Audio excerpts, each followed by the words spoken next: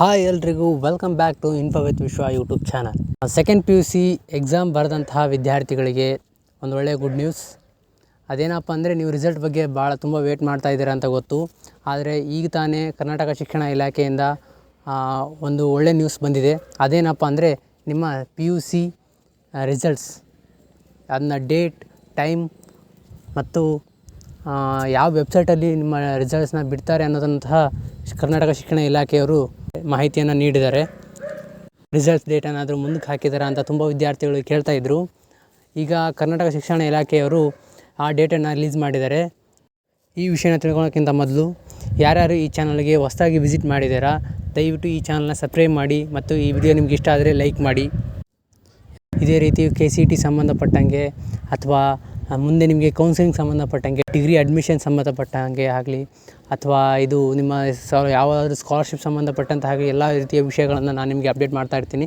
So ಈ ಚಾನಲ್ನ subscribe ಮಾಡಿ ಹಾಗೂ ಈ ವಿಡಿಯೋನ ಲೈಕ್ ಮಾಡಿ ಅಂತ ಹೇಳ್ತಾ, ಸೆಕೆಂಡ್ PUC ರಿಸಲ್ಟ್ಸ್ ಅನೌನ್ಸ್ ಮಾಡೋ ಡೇಟ್ ಯಾವುದಪ್ಪ ಅಂದರೆ ಅದು ನಾಳೆ, ಅಂದರೆ ಏಪ್ರಿಲ್ 10, 2024 ಬೆಳಗ್ಗೆ 10 ಗಂಟೆಗೆ ರಿಸಲ್ಟ್ಸ್ನ ನೀಡ್ತೀವಿ ಅಂತ ಅನೌನ್ಸ್ ಮಾಡಿದ್ದಾರೆ.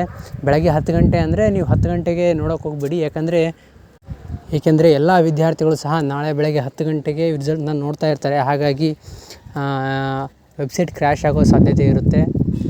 ಹಾಗಾಗಿ ವೆಬ್ಸೈಟ್ ಬೇಗ ಓಪನ್ ಆಗೋಲ್ಲ, ಸರ್ವರ್ ಡೌನ್ ಆಗೋ ಸಾಧ್ಯತೆ ಇರುತ್ತೆ. ಹಾಗಾಗಿ ನೀವು ಸ್ವಲ್ಪ ಹೊತ್ತು ವೇಟ್ ಮಾಡಿ ಆಮೇಲೆ ನಿಮ್ಮ ರಿಸಲ್ಟ್ಸ್ನ ನೋಡಿಕೊಂಡ್ರೆ ನಿಮಗೆ ಖಂಡಿತ ರಿಸಲ್ಟ್ಸ್ ಓಪನ್ ಆಗುತ್ತೆ.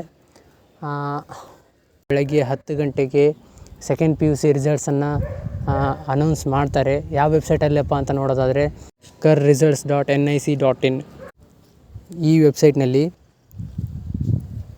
ನಿಮ್ಮ ಸೆಕೆಂಡ್ PUC ರಿಸಲ್ಟ್ಸನ್ನು ರಿಲೀಸ್ ಮಾಡ್ತಾರೆ.